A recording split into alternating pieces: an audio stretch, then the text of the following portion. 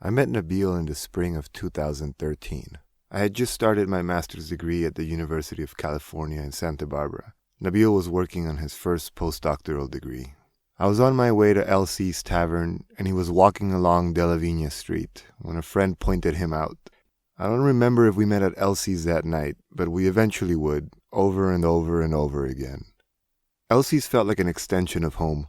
A living room with plenty of sofas on the inside and a smoking patio to enjoy those nice California nights. Those are the two environments I remember Nabil in, living rooms and patios. He could effortlessly step in and out of any group, always smiling, ready to speak about any topic, always kind and interested in what you had to say.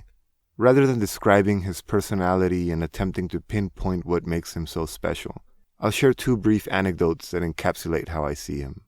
A group of us were having a drink at Elsie's and suddenly decided it'd be fun to have a little night at the beach. We followed him home, went up to his room to get jackets, blankets, and all that, when I noticed a stack of algebra books on the floor. Something didn't add up. Why would somebody working on a postdoc in theoretical physics need algebra books? Why were they next to his bed? I brought this up in front of everybody, jokingly suggesting that he was a fraud, an imposter that had somehow managed to fool everybody by coming up with the most complex and elaborate lie, one that no one would ever dare challenge. An MIT graduate that studied black holes. Trapped in a web of his own lies, he then went on to the local library and figured he'd start from square one, algebra. Nabil laughed, somewhat uncomfortably, and carried on. After seeing that I wasn't letting it go, he shyly admitted, "Well, I don't usually talk about this, but I volunteer as a math teacher on the weekends." On another occasion, in a bar in Portugal with a view of a castle, a close friend confided, "Nabil is probably the best person I met in Santa Barbara."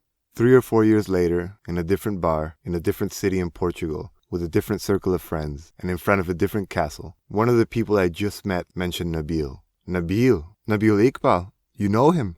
"You know him? I love Nabil. I met him in Scotland. My God, he's the sweetest, coolest person around." So here he is, smart, sweet, fun, humble, caring, and beloved by Portuguese people around the world, my friend Nabil. This is Rich Chocolaty Goodness.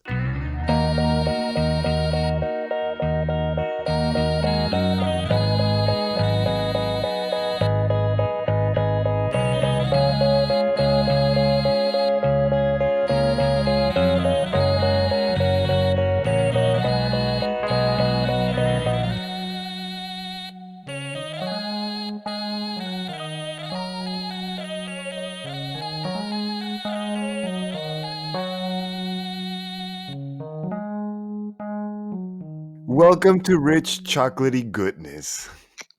Thank you, Pedro. How are you, Nabil? I'm good. I'm good. How are you? Well, I was doing pretty good until about 2 hours ago when we tried to get this started. Right. Well, I can understand that. You know, man, I think it's working. Should we do your counting thing? That was a helpful diagnostic last time, right? Yeah, only this time we'll do it a little bit more fun. So I'll say, well, you heard this in the other episode. I did. I will say Rich Chocolaty Goodness. As soon as I'm done, you say it too, and we keep going. All right. Okay. Rich Chocolaty Goodness. Rich chocolatey goodness. Rich Chocolaty Goodness. Rich chocolatey goodness. Rich Chocolaty Goodness. I missed the goodness, but I'm assuming it was there. Rich chocolatey goodness. All right, so, okay, I feel a little bit better now. I was really in a pissy mood. 'Cause I haven't talked to you in a very, very long time, and I was excited, and now we've just spent 2 hours doing annoying stuff. Right. Such is life. How are you, man? I'm for the most part I'm good, but like a lot of stuff happened over the last year. Actually, it's been an interesting year for me, so it'll be nice to catch up. But in the meantime, you got married. I guess that was a while ago now, but I haven't really spoken to you since then. Right. So, okay, we'll go straight to that. You were the Yeah, only person that had a valid excuse to not come to my wedding. I see. Do you want to Well, elaborate on the excuse? Because I'm very curious about that. sure. So, if I recall correctly, your wedding happened to coincide with this physics school that I run in Palestine roughly every year. Not just me, that a bunch of us run in Palestine. and like each of these things is roughly a year in the making, and there's like only 1 week that works for everybody. So it was a big deal and could not be moved in any way. So I had to miss the wedding, sadly. Well, I used that email that you sent me to shame the other people that said they weren't able to come. Like, oh, I'm what sorry. Are you teaching physics in Palestine to what were the other excuses you got? uh no money? I mean, that's a good excuse. That's a good excuse, to be fair. I mean, that's a solid excuse. Paris is like far from much of the world. Yeah, Yeah. that's a solid excuse. So how was it? How was the wedding? I kept getting emails about the crazy parties that were going to happen. So I feel like I was almost a part of it. It was very nice. I looked like shit in all of the pictures because there was a good week and a half of solid partying. So by the time the actual wedding happened, I looked very, very bad. But there's like a smile in my eyes. That's the important thing, really. I mean, Yeah. So we had two. What we did is that we separated family and friends because it was way too complicated. We didn't have money to be doing like offering a big thing for everybody. So we actually got married in April, and that was just with the family. We ate, we did it all here in the neighborhood, and then we had like a little party inside the apartment. okay. But then we had the wedding for friends, which is it's this house that an uncle has. It's like a old house, and we went over there and we cleaned up the barn, and just really did stuff ourselves. Not ourselves, everybody. Right, right. It was more the others than us, and just had like a good 3-4 days. Some people arrived 2 days before. Some people left 3 days after. Nice, nice, man. That sounds amazing. Yeah, like in the middle of nowhere, just so people were arriving in Paris, and every time somebody arrived, it was like the welcome committee, like, yeah, let's go party, show them around. And then the next day somebody else would arrive. Well, we need to show them around. And then it just kept going and going, and then we all traveled together to that other city, and then we kept going there, and then came back. Nice, man. And how's married life treating you?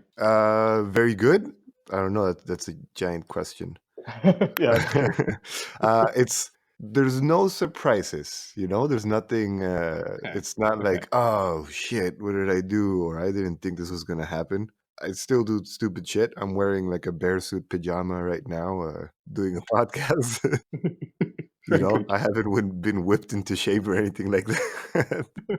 Well, thank God. Okay, I was worried briefly, but But there's things like that were not expected. Like, it really did not expect the relationship to change at all, and it did a lot, and that was a very nice surprise. I see, I see. How did it change?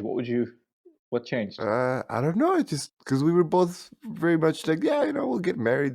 Like, it doesn't change who we are. But then I don't know. It just felt really nice. Like, we're building something together, even though we thought we already were before. Uh-huh. Uh-huh. Just having that little official That's thing. kind of adorable, man. That sounds awesome. Yeah, it's very nice. There's really this complicity in things, and like us against everybody, you included. Uh, Very good. Excellent.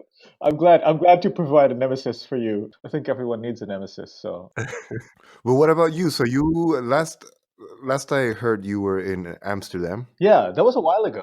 and like an idiot, I never visited. Yes, you missed your chance, man. So I was in Amsterdam till about 2 years ago, and I was doing this postdoc there. Like, I left Santa Barbara to do this postdoc in Amsterdam at the university there, and that was pretty awesome, honestly. Like, Amsterdam is just like it's like the most fun place to live ever, and it's like it's not for the reasons that you think. I thought everyone's like, oh, weed, but somehow that's not really the point at all. It's just somehow amazing anyway, because I guess there's people from all over, and you like the town is like adorable and cute, and you ride bikes everywhere, and it's hard to. I'm not doing a good job explaining it, but it's just like it's a wonderful place to live. So I had a super good time there, and then I got this faculty job here in the UK, and so I moved to take this like 2 years ago. And since then, I've been trying to be like a mature, grown-up professor, and it's interesting. It's super different, actually. Cool. Where are you at? I'm at Durham University. Do you know it? It's like a university in the north of the UK. No, I know the name, but I don't Right, right, know. yeah. That was a I stupid don't think question. it's good for physics, so I knew about it before. But it's like in the north. It's near Newcastle, so I live in Newcastle actually, Hmm. where the coal used to come from. But that's where I live now. Cool. You've been on this track for a long time. It's different now that you're full faculty. Yeah, I don't know. It's like first of all, I didn't really realize that teaching is a lot of work. You probably taught already, right? You teach now or I thought you listened to the last episode, Nabil. Uh, I did, but you said that for a while you were teaching English, and then you stopped doing that completely, but then you said you were getting back into it. I was confused where it ended up actually at the end of the last episode. So Well, I haven't. So as you know, I quit the PhD. Were you around when I left, or did you leave before me? No, you I were left there before at you. my. Weren't you there at my going away party?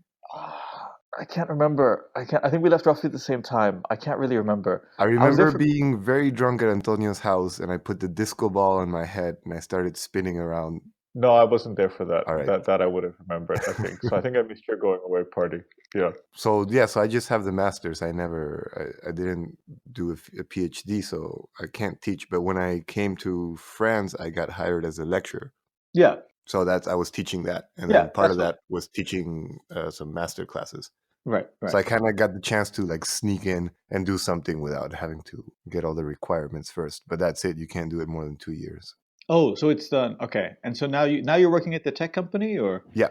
Okay. Okay. I see. It's I mean I'll just bleep it out just because I don't want any weird stuff. But I'm working at You're working. Oh, you're working at. yeah. Oh, cool. Okay. Nice. Okay. But so I mean, if you lectured at master's level, you know this already. But I didn't realize how much work teaching is because I'd never like done it properly before, and that was like super overwhelming for like a solid year. I think like preparing lectures and shit just took me forever. Like I don't know if it takes everyone forever or not, but I'd like spent forever writing these things. So that was different. And then do you repeat courses? Like, is it easier now, or you still have to? Yeah, it's like completely different the second time because I'm repeating the course and also I'm not like as scared and like confused all the time. So that helps a lot. Like just having done it once before helps a lot. Also, like I think I didn't realize until being on this side how much of academia is just judging other people. Like I feel like I do this continuously now. Like I'm on, I help with admissions and then we like hire postdocs and I judge them. And there's the exam season, which is just judging hundreds of undergrads. And I think I wasn't on this side before, so I didn't realize that like 90% of academia is just judging other people. So that was also new and somehow like yes, it's hard to say, but it was somehow like emotionally very consuming because you go from like thinking it's very pure and you just figure out science and stuff, and then you realize, oh, okay, it's just all judging people in the end. So that was a surprise. Oh, it's funny you say that because I used to have not about the judging because I never got there, but that thing about it being pure, that was my biggest complaint, like the disappointment of a grad school not being that pure pursuit of art that I thought it would be. But then I thought like, oh, people in sciences don't have to deal with this. Well, I think I got lucky for a long time. I mean, like for a lot, like my grad school, I think was kind of the pure pursuit of art in some sense, and so were the postdocs more or less. But I think at some point, this is what happens. I guess. Don't get me wrong; it's still lots of fun, but like I didn't realize that so much of it is this until now. But on the other hand, teaching is, it's a lot of work, but it's super fun as well. The kids are kind of adorable. They're all super enthusiastic here, and I think you're meant to complain about the undergrads, but our undergrads they're pretty good. Like, I'm happy with their enthusiasm level actually. How old are your students? Oh, so I'm teaching a fourth year course this time. I'm teaching one fourth year course and one master's course. So they're like, 19, 20, 21, yeah, maybe a bit older, 20, 21, 22. And yeah, I like them actually. Maybe because they're a bit older, they sort of have figured out how things work. But they're pretty enthusiastic. They're very quiet in lectures. I think it might be a British thing. I'm not used to that. I'm used to like the rowdy American students. Yeah, the Santa Barbara guys showing up in pajamas. Yeah, exactly. That kind of thing is more what I'm used to. Here they're very dignified and everything. So that took a while. But no, overall the students are pretty great actually. I like that part. Cool. Are you still doing research, or is this your thing now? Yeah, yeah, yeah. No, I still am. I still am. I have my own PhD student now. Wow. So I'm trying to do stuff with my PhD student and with other people. Well, originally when I was thinking about the idea for this show, the plan was to just interview friends in academia and see what they were doing research on, Uh-huh. because everybody wants to know about that. But Yeah. So I think did I miss that part from your other friend one I listened to? I don't think I heard much about what he was doing. Did I? well, that's because I ended up changing the format a bit. Okay. It's more fun to talk about what's going on. If the topic comes, I'm just scared of asking you because I won't understand. But what are you doing? Right. Okay. So if you want to talk about that. no, man, I love to. You know this. I love to talk about this stuff. So I guess mostly I work on black holes, and we talked about this, right, in Santa Barbara, that I study black holes mostly. Yes, it's Yeah, hilarious. it's hilarious. Yes. So it remains hilarious, and I keep studying different kinds of things about black holes.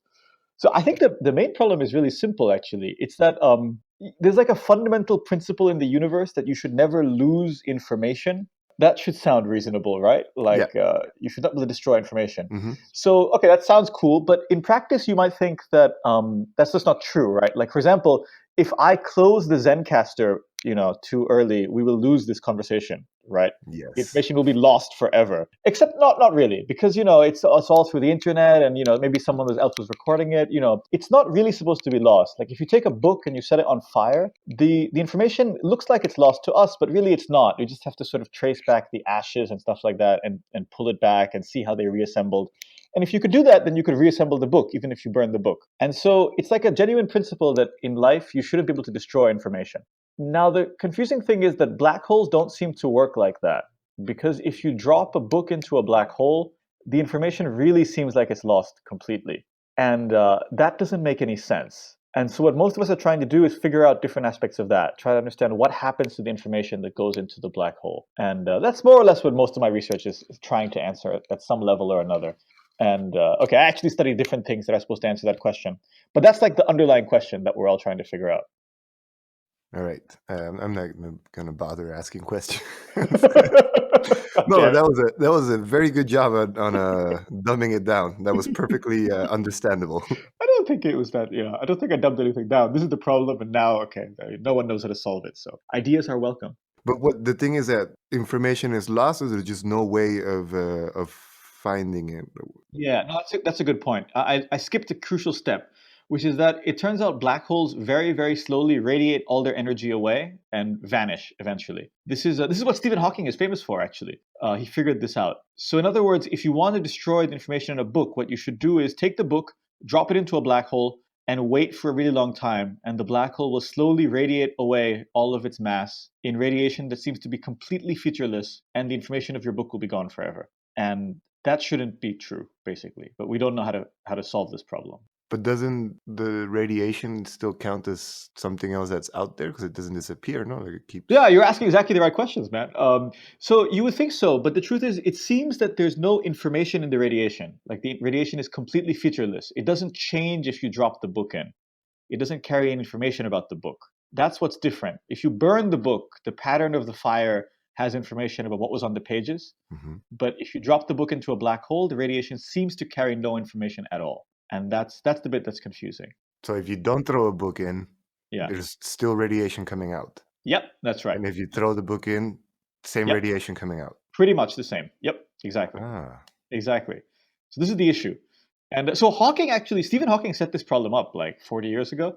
And so far, no one has solved it yet, actually. And we all remain, I think we're confused at like a more sophisticated level now, but we're all pretty much confused still. So it's a nice problem, How close are you to solving it. solving that? I think this depends on who you ask. I actually think we're really far from solving it, to be honest. I think that there's some basic thing that we don't understand about the combination of gravity and quantum mechanics and all the stuff that goes into this. And I think until we identify what that basic thing is, I think we will not solve it, actually. So I think we're really far from solving it at the moment.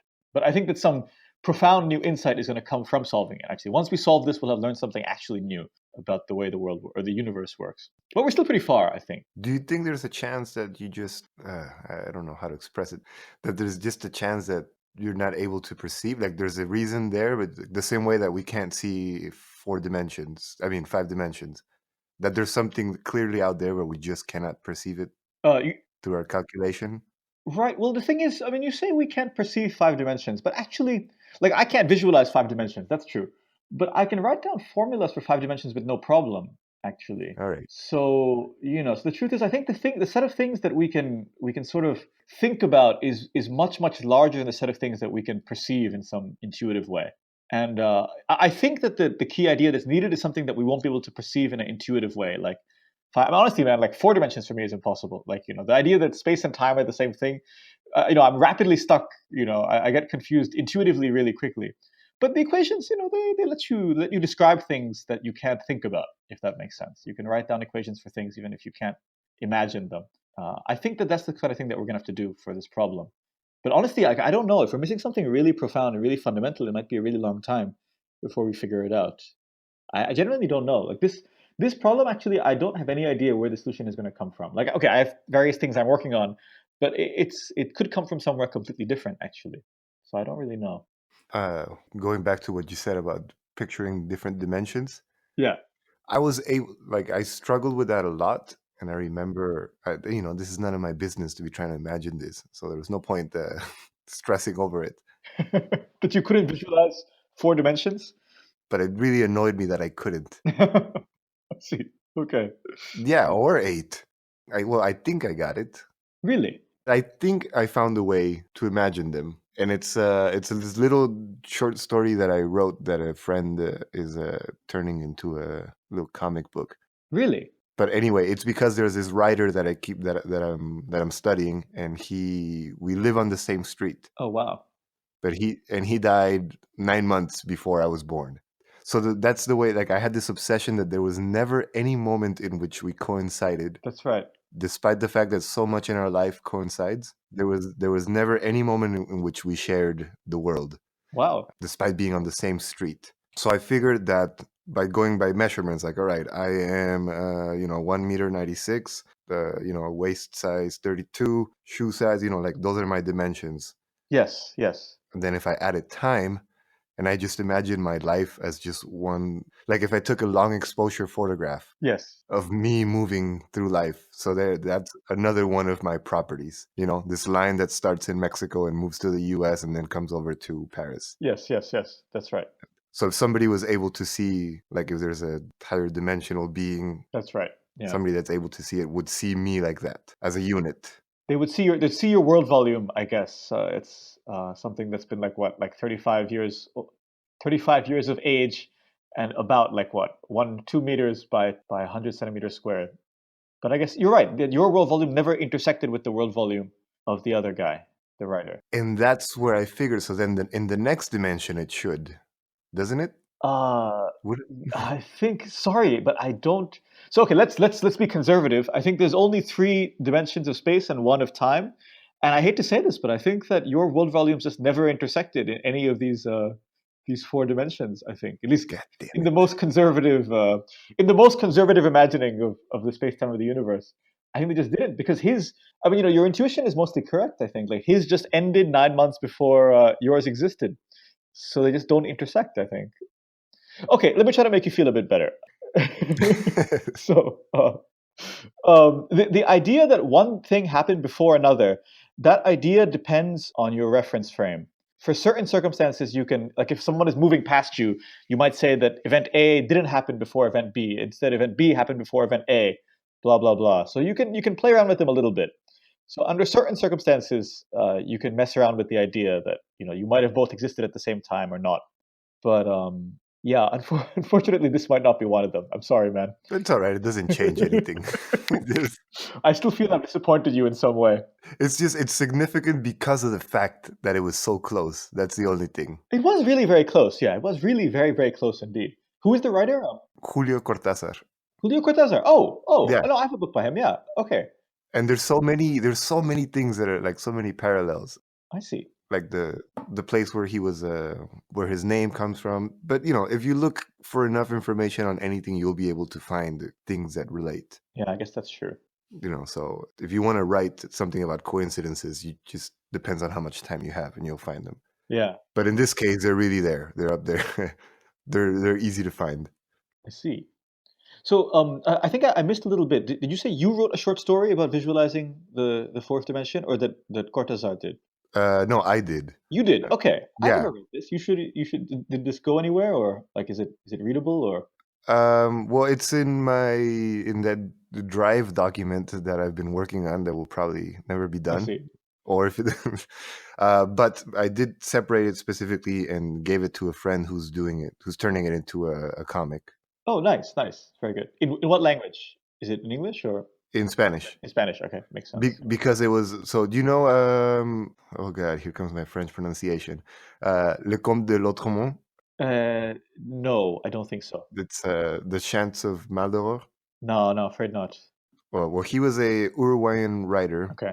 in the late 1800s who moved to Paris, and he was a big influence on the surrealists. I see. So the thing was that Cortázar seemed to have this thing where he was looking for him also, I see. and because he was the first Latin American writer. Even it's not exactly like Right. that; it's oversimplified, but for the Latin American writers of the boom that were in Paris at that time, Mhm. he was the only reference. Like, oh, this is where Isidore Ducasse was Mhm. used to be at.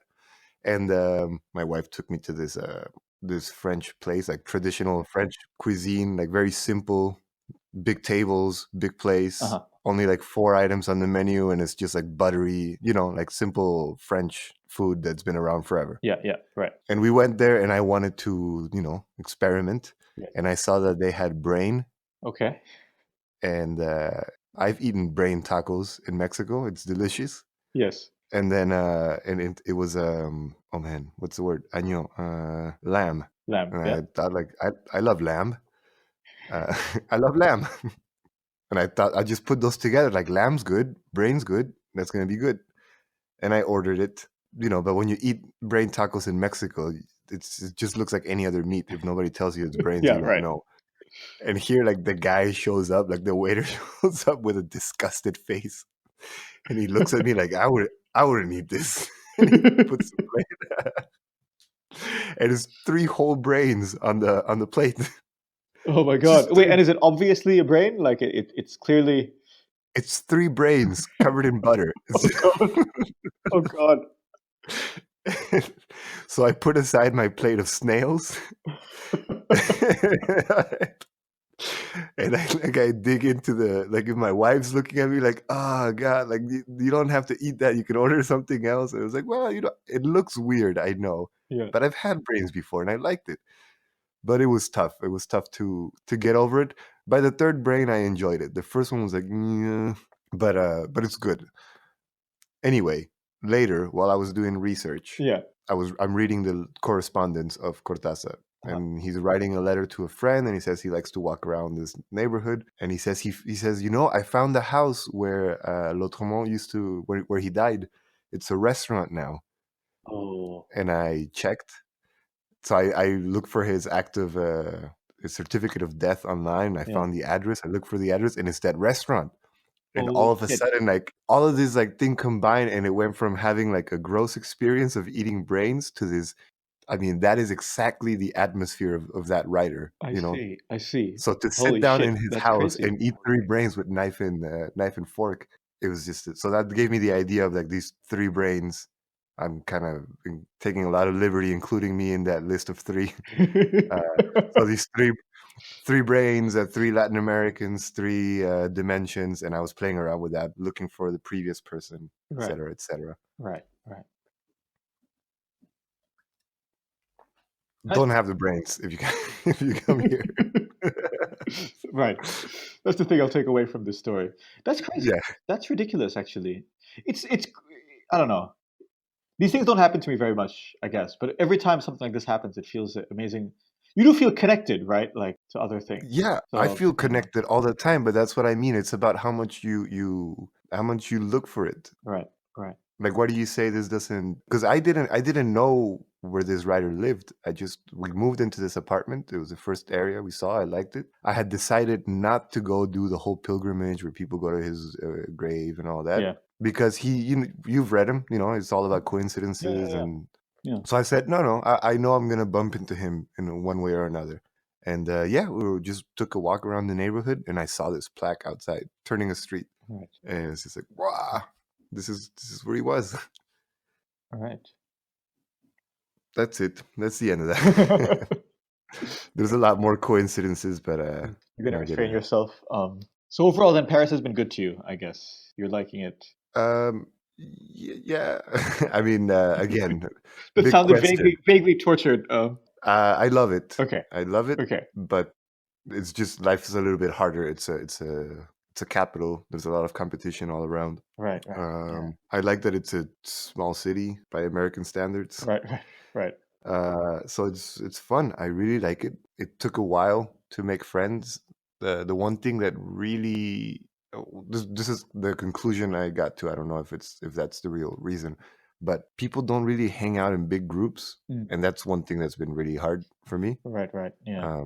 Because, we used to go like at the bar, you don't have to make plans with one person. It's kind of like Yeah. 3, 4 people go to the bar and you let other people know, and it's easy to meet everybody. Yeah. And that's pretty hard to do here. My explanation for that is space.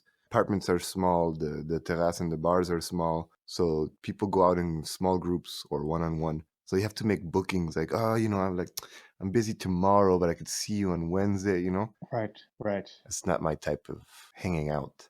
But are you adapting? Are you changing to make it your type of hanging out, or are you trying to change Parisian culture to suit you? Well, the thing is, I don't have any French friends Right. directly. There's all of the friends that I've met through my wife. Right. Yeah.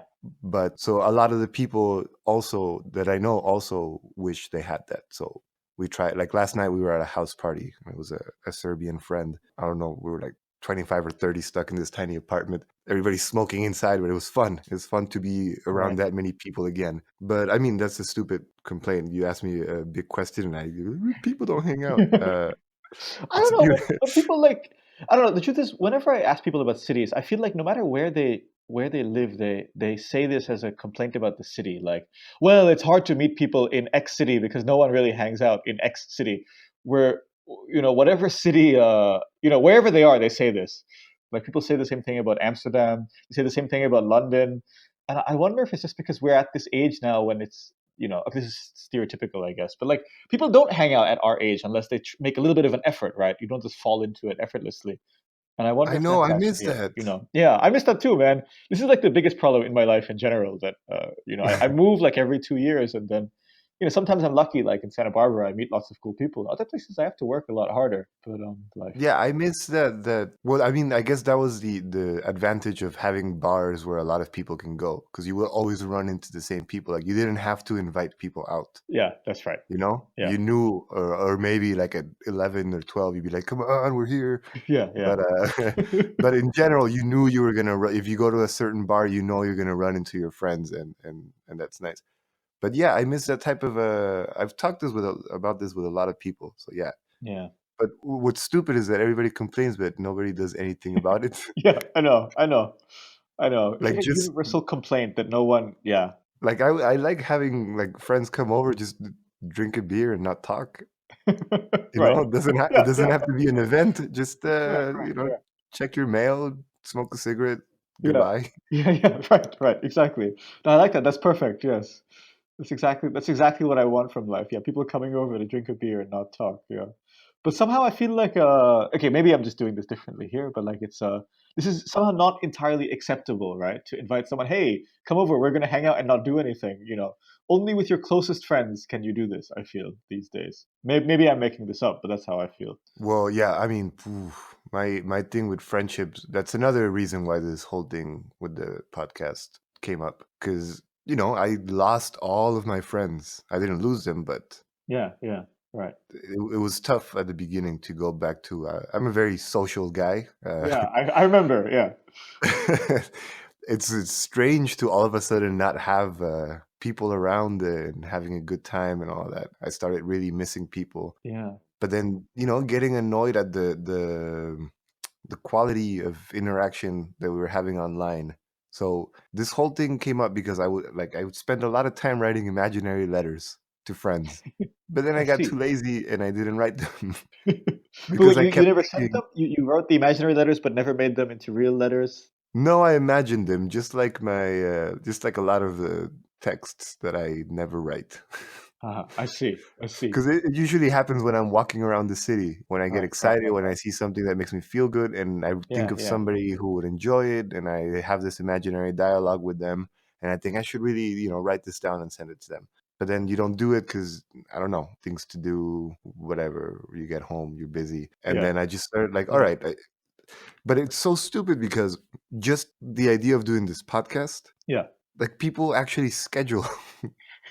I don't know what has changed between us recording this and not recording it, but it forced us to schedule a conversation. That's right. No. I felt bad it took me so long to schedule this, man.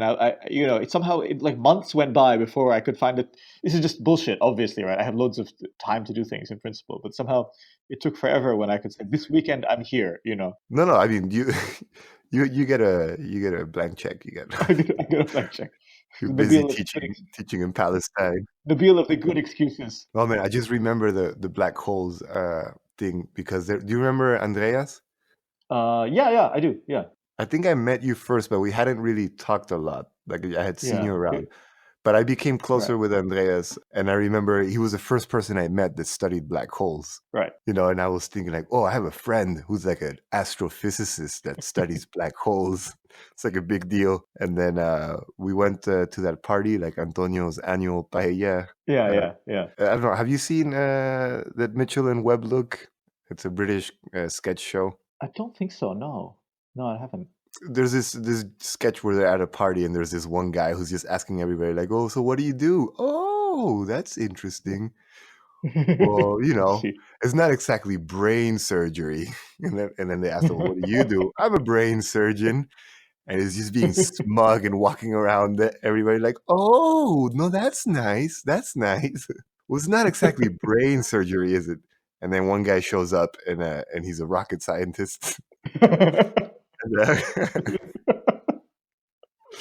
Right. so I remember when I introduced you to, I think it was I that introduced you because I was like, hey, look, Andreas, look, here's another physicist. And then like somebody said something about CERN. Yeah. And Andreas like, yeah, there's this great thing over at CERN. And you're all like, oh yeah, I designed that on a summer program when I was a teenager. I was the one that programmed that interface. What the Right. hell, man? Oh man, I don't remember that exchange. But you remember programming that I, interface. I, I was there as a teenager. That part is correct. Yeah, but I don't remember what I said. I was a stupid intern. I wrote some tiny piece of it, but that's true. I got to look up the sketch, man. It sounds funny. How is Andreas? Where is he now? I don't. Last time I saw him was at the wedding. Okay. He was in Denmark, in Copenhagen. He had finished and he had decided to work doing some apps. Got tired of black holes. Nice. Okay. That's that's where the money is apparently. That's where the money is, apparently. Yeah, so I'm told.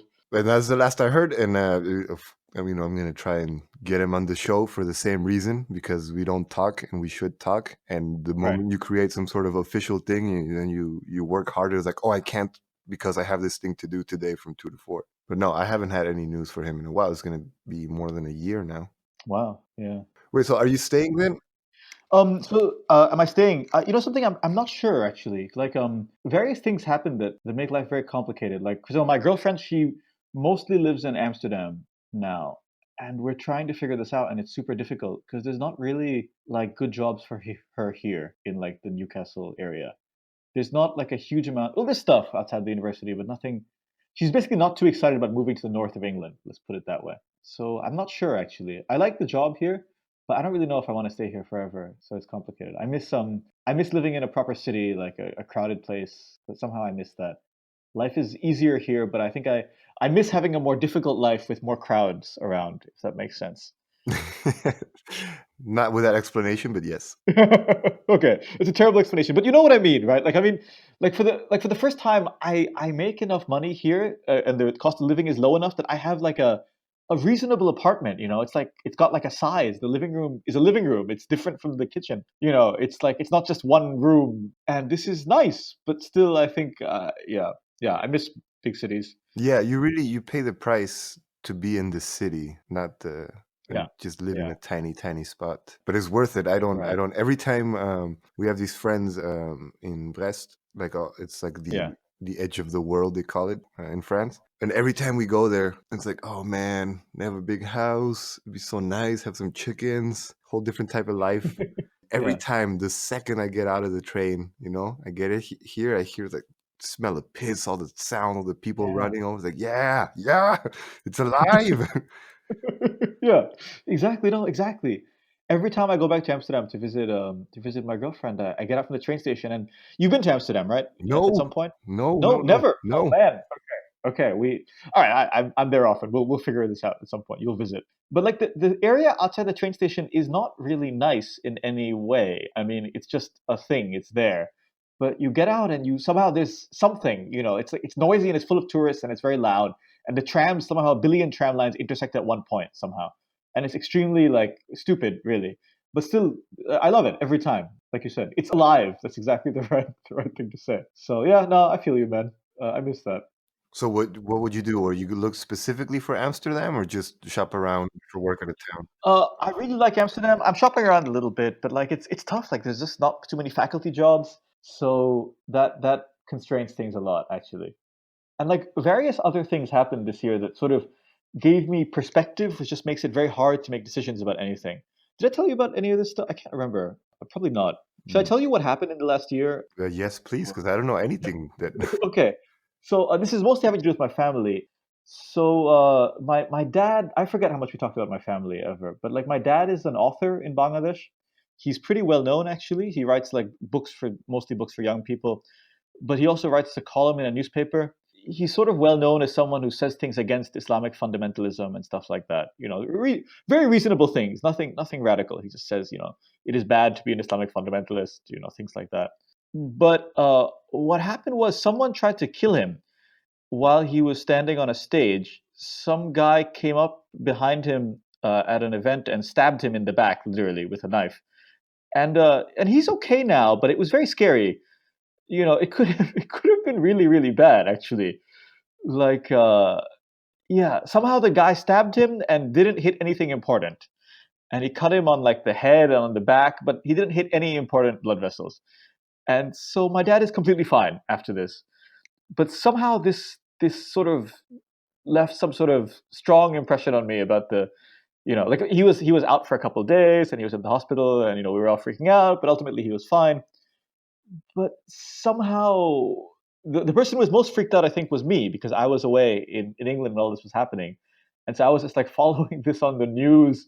And like my sister would call me like once every couple hours to tell me what was happening.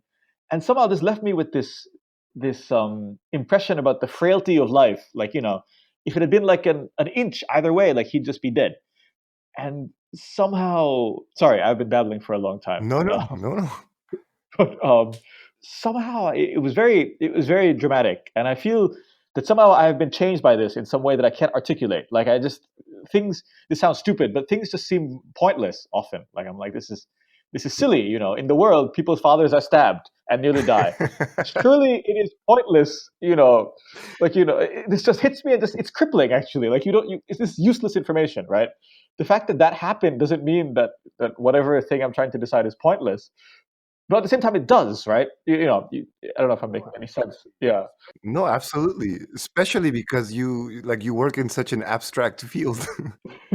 Like I can Right. imagine you like preparing class, and then does that mean that you're thinking about like starting a new life, having a bunch of kids and making a band and travel the world, or To be honest, the thing that I sort of took away from this was before this, I was kind of like, at some point, I want to settle down and have kids and have a family. And after this, I'm like, shit, this has to be now. I mean, I could just die. Someone could kill me, and this is not completely, this is sort of ridiculous. But somehow that impression has what stayed, I think I'm not going to do the band thing, but suddenly now I want to just work on that part, the part of having a family and kids and somehow building something stable that exists.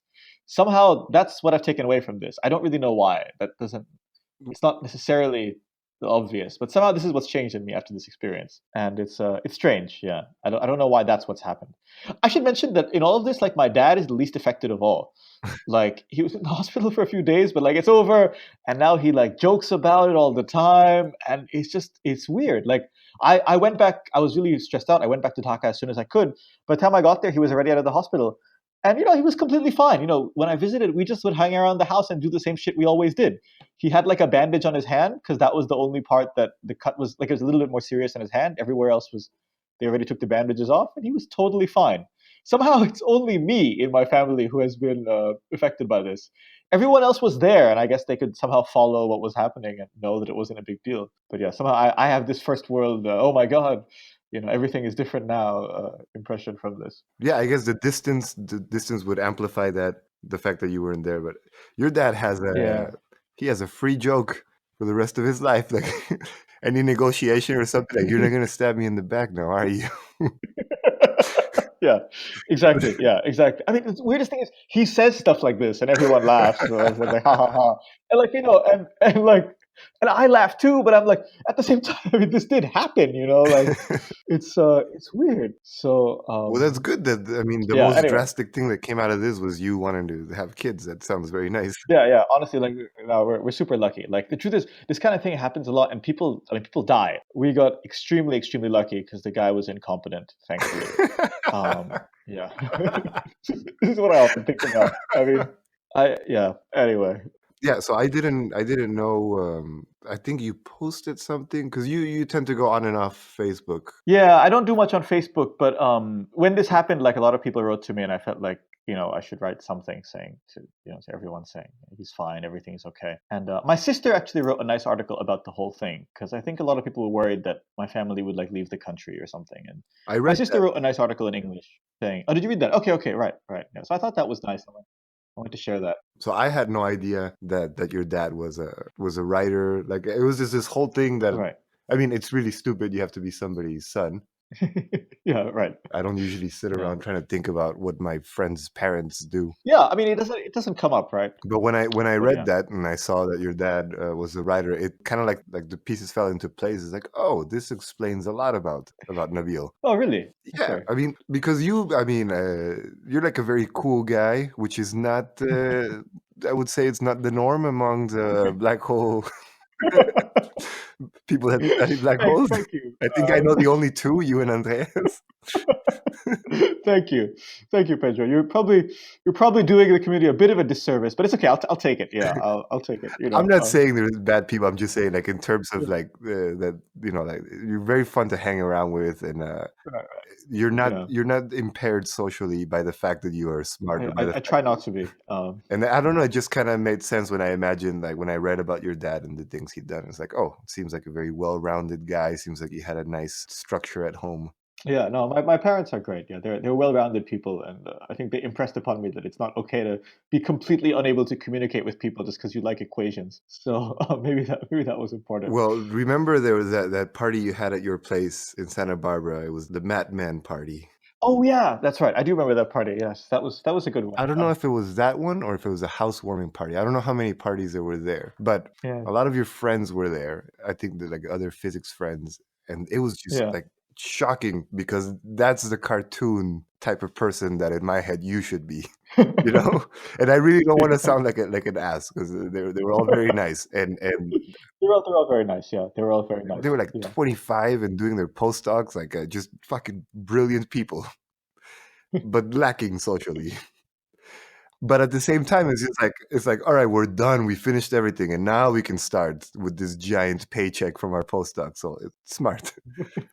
Um, but you Yeah, just didn't I fit guess. I guess. in that circle. But no, anyway, thank you. I'm glad you think that I can function socially. But, Well, somehow the compliment ended up sounding more like an insult. I Everybody you know, took it Nabil. up to Everybody you know is. everybody sucks. No one can communicate. Yes. No, but in any case, and sorry, I should tell you one more thing that happened in the last year actually, which is that my sister had a baby, and that was just nice, that was just nice. That was a big deal because somehow it's this is a bit more stereotypical, I guess. It's everyone's kid, everyone's siblings have children. He came a bit early. It was a bit touch and go. I think people think maybe because of the stress, because she was pregnant when this thing happened with my dad, Ooh. and there was some stuff that they were like, you should take it very easy, don't do anything stressful, because there were some various things wrong. They said just don't do anything stressful at all, just take it extremely easy. And she was like, okay, that's fine, I'm going to stay at home and not do anything. And then the next day this thing happened with my dad, Ooh. so she was extremely stressed, and she had her kid like about 2 months early, and that could be really bad, right? That's extremely premature. But somehow everything was fine in the end. But I feel like the family came through a series of like near disasters, but somehow we came through it okay. And this is just nice. I don't know. Do you have nieces and nephews, Pedro? Or I don't even know this about you. No, and I never will. Oh, okay. But you've interacted with babies, or? Yes, and I don't. It does nothing. It does nothing for me. It's like Right. I hold like I Yeah. don't know how to hold like a. Yeah. There's all that. Yeah. But it's because it's not like it's never been related to me, and I'm not big on my family, so Right. Right. I think Okay. I have some sort of like a antivirus against that. And You're inoculated. yeah, but at the same time, But I am very excited about having kids. Like it is something I think about often. It's just I don't get that's excited right. You when I said in see the it. last podcast. Yeah, you said in the last podcast that this is something that you're thinking about often, Yeah, and yeah, and like sometimes like kids on the street, like you see little kids playing around, and I find that a lot more cute than I used to 3 years ago, 4 years ago. But still, it's like look at those little rascals. But it's not like I want to hold that baby close to me. Like, right, no, right. not there yet. But I was surprised how much I enjoy spending time with my nephew. Actually, I don't know. Maybe it's because he's like partially related to me. I don't know. But I was surprised. I kind of thought that this was not going to be like a big deal for me. But somehow it is. Like it's weird. Like I spent like a month with him in Bangladesh over winter, and I actually miss him. Isn't that It's it doesn't weird. make that much sense, right? It's weird, right? I Yeah, mean, like we didn't really talk. Like our interactions were quite limited. I got him like the baby's guide to quantum mechanics, of course, and read it to him. But like, I mean, I'm not sure he got it. It's not clear he followed all the finer points, but still somehow I miss him. And this is again different. So yeah, maybe I don't know. Maybe I'm just becoming old. But no, I miss the guy a lot. could you perceive a personality or something? Because some people like it's something I hadn't thought about until I heard some friends having kids, and they Yeah. talk about like, oh, he's very much like this, he's like that, and it's just a baby. Well, you see, that's the thing. Yeah, I do perceive a personality. I mean, the fact that it's of course he's just a baby. He doesn't seem to like he doesn't like have interest in music and literature yet, but he does have a personality. Maybe if you only see one or two babies, then it's hard to tell whether this is this baby or just all babies are like this. But like for example, anytime you read anything to him, he's happy. What else does he do? He likes blocks. He likes to put them on top of each other. He's scared of cats. If anyone makes a meow sound near him, he freaks out. I don't know why. But these are just little quirks in his brain is limited. It doesn't do much yet. But you can see how the beginnings of personality are forming, right? Like these things eventually become, actual personality. So yeah, I think I can perceive a personality, which again surprises me because I always thought babies are babies. So this is a new experience for me. Do you think that's some sort of like a evolutionary thing tricking you into thinking this, or do you Oh, think definitely, yeah, of course. But like, I mean, come on. Like most of what we do, I think, is like some sort of evolutionary thing, tricking me into thinking something, right? Like I don't know. I think that to me that doesn't, like being in love with your wife or your girlfriend. I mean, this is such a beautiful thing, but surely it's also an evolutionary thing tricking you into being a stable provider or whatever, right? I mean, these things can simultaneously be true. I feel. Yeah, yeah, I agree. It's just I always like asking scientists that. Like, I'm always curious about whether people can turn it off or have them coexist. Right. Some people choose Yeah. to not think about it; they turn it off, and others can just have both. Like, yeah, I don't care. I like Right. the magic trick. Right. Right. I see. Okay, I was thinking we're gonna wrap it up because you have to clean, don't you? Yeah. Yeah. I do. I I was do. thinking about As lame as that sounds. when you were talking about information disappearing, and I have this. It's not the same, but it reminded me of this. So when I met my wife, I was using this. You saw me. I like to take pictures. I have my old film camera, Yeah. Yeah. and I had bought this type of film that is no longer you can no longer develop it. Like the chemicals for that no longer exist. I see. So there used to be 3 processes that you could use to develop, and now there's only 2. And I had bought that film, and I was starting, I didn't know, and I bought it and I put it in, and then somebody told me like you'll never be able to develop that stuff, and it became like this, Wow. like kind of like this Zen garden idea that I could have just taken out the roll and thrown it away because it was useless, and instead I kept it Mhm. and I used it just as I would any other roll. Right. I wouldn't take the picture unless I felt it was perfect, unless I felt I wanted to take it. And that's the first weekend I had with who is now my wife. I didn't know that at the time. Oh, wow. And I have that role, and I love having it because it's some sort of I mean, now we go into technology and how things can disappear. It's there, but it's not, and we might never be able to see it. And that's our Yeah. first weekend, and it's there. That's amazing, man. That is an amazing story. It's extremely literary. It seems too good almost. It's a lie. No.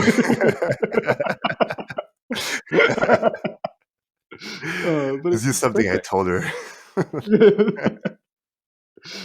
That's not what I was implying. But what are you gonna do? Are you gonna try to develop it ever? Or are you gonna keep it as a role? So I know that there's some people that online that have figured out a way to do with caffeinol, like something when you use instant coffee, but you develop it as black and white. Mhm. And when I was taking those pictures, I imagined them in color. Right. So I don't want to do that. The Yeah, only way yeah, I would right. develop them is if somehow the chemicals came back and I could develop it in color. But even then, I wouldn't know. And then after that, like that got me thinking about that. And it's kind of the way that's what's happening with the podcast. I have these Mhm. recordings. I'm not sure if they're ever going to go out. I see. But that kind of changes the way you approach it. I Yeah. haven't developed any of my films like in a while either, and I just have the. Right, right. But you still take the care to make Yeah. sure it's a good picture. And then like right now, after my wife's parents, they just sold their house. They were getting rid of a lot of stuff, and I'm a hoarder. And I was like, wow, look at all those floppy disks. Can I have them? Like I'll figure out something cool to do with them. And of course, like they looked at me like a fucking weirdo, and they gave them to me. So here in my desk, in my hand right now, Uh-huh. right there, is a floppy Yeah. disk that says Yeah. poems, Francois, and that's my wife's dad. So I have this diskette, this floppy disk. I'm never gonna take Oh the man. time to get it, but I like the idea that it's there. Like there's poetry in Yeah. here from my Yeah. father-in-law. Yeah. That Yeah. once disc players of this kind disappear, the information's there and This will be utterly inaccessible. Yeah. It'll be completely inaccessible forever. that thing that wraps it up with the black holes and all that. It does actually. Yeah, there's a nice parallel there. I like this. I like this. Yeah. All right. Well, I don't know if you heard in the other episode. Normally, what I would try to do is that Yeah. as we were talking, I take notes of the things Yeah. we're doing and I try to come up with a title, a title for the Right. episode. Yeah, yeah. But in your Yeah, case, yeah. I had one already, and I'll tell one last story. Okay. So this says September 2014. You left me a review on my profile on Couchsurfing. Yes, that's right. I did. I did do And that. and Yeah. it really touched me, and I have it here. And I'm going to read it out loud. It says, I met Pedro while we both lived in Santa Barbara in California. He is a delightful man, a student of literature, the initiator of countless indescribably fun nights, always full of conversation that flickered effortlessly from the hilarious to the profound. I miss him dearly, and anyone who has a chance to hang out with him should do so. And that was like the best advertisement I could have ever asked for. It really touched me. Right. Like 2 years later, when I was here and I was teaching, I assigned the Great Gatsby, and I Right. came upon this line, and it just like I could never express why when you left that review, I felt so. It said more about you than me, and it made me feel so good. And when I got to this part of the Great Gatsby, it made me think of you. This is the first Okay. time where he finally meets him and knows that it's him. Okay. He smiled understandingly, much more than understandingly. It was one of those rare smiles with a quality of eternal reassurance in it that you may come across 4 or 5 times in life. It faced, or seemed to face, the whole eternal world for an instant, and then concentrated on you with an irresistible prejudice in your favor. It understood you just so far as you wanted to be understood, believed in you as you would like to believe in yourself, and assured you that it had precisely the impression of you that, at your best, you hope to convey. And when I read that, it was just like, it just made me thought of you. So this episode will be the great Iqbal. Oh my God, man! Wow, that is perfect. Thank you. That is perfect. All That right, is man. perfect. Well, let's, doesn't have to be on the air, but this is like a nice way to kind of retake contact with Yeah. people. No, it is. It is. Yeah. No, thanks, man. This was really nice, actually. To be honest, I sort of forgot in the middle that we were recording. I hope that's okay. Yeah. So Well, yeah, of course. I hope it was all right. Yeah. I hope. Well, anyway, I hope it flows okay. I forgot that this was. But yeah, this was really nice, man. One last thing, you have to sign off. Say the name of the show. Oh, that's right. Okay. Rich chocolatey goodness. Rich Chocolaty Goodness is produced by Benjamin Morse and Pedro Escobar. We'd like to thank our guest, Nabil Iqbal, who can be found online at his website, nabiliqbal.com. The Palestinian Physics School was organized through scientists, 4, Palestine.com. Music by Marco Moreno with a little help from Pedro. Photos and links from this episode can be found on Instagram and Facebook at Rich Chocolaty Goodness. Be sure to follow us to get all the Rich Chocolaty updates and subscribe on iTunes or Spotify for brand new goodness delivered to you every other Sunday. And if you like what you heard, please leave a comment and rating. It is very helpful and greatly appreciated.